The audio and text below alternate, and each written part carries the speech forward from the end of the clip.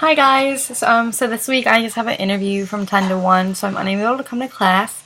So I'm just going to do this really fast presentation. This week I went into again researching phishing. Wikipedia's basic definition, I think I talked about this the first week, is phishing is the attempt to acquire sensitive information such as usernames, passwords, and credit cards, and sometimes indirectly money, often for malicious reasons by masquerading as trustworthy entity in an electric communication.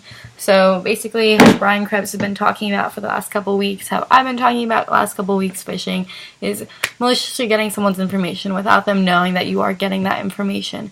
I really wanted to go into the background of phishing. One of the first things that happened was a tool on AOL, and it was called AOL.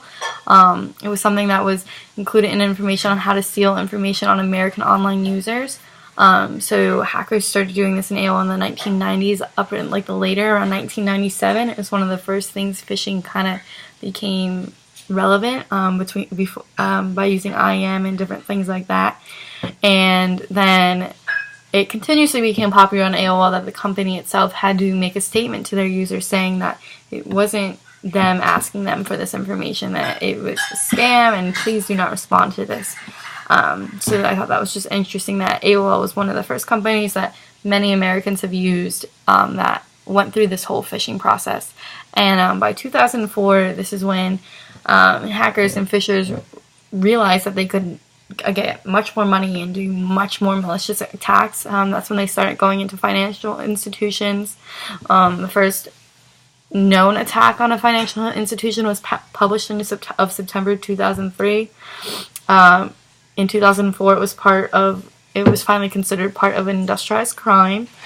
And then I go into some of the larger phishing attacks, such as Target, Home Depot, RSA. I went into a little detail what kind of attacks, how much money, or how much information was stolen. So just went to that a little bit. Talked about how email was always a large way, but now, and like as Krebs talks about in the book, they would send emails with these products on these websites or make websites, and these websites would seem to be legit, would send you the product that you want, but at the same time, when it was getting your credit card information and all your personal information, it was taking that as well. So I just thought it was a really interesting thing, again, to see the various forms of that. And then I have the different types of phishing. They're all from Wikipedia. I literally have them listed by definition and name from Wikipedia. It's just phishing, spear phishing, clone phishing, and whaling. So that's in my paper. I think I'm going to touch that on the research paper. And now how social media is becoming such a big way to phish and scam other people.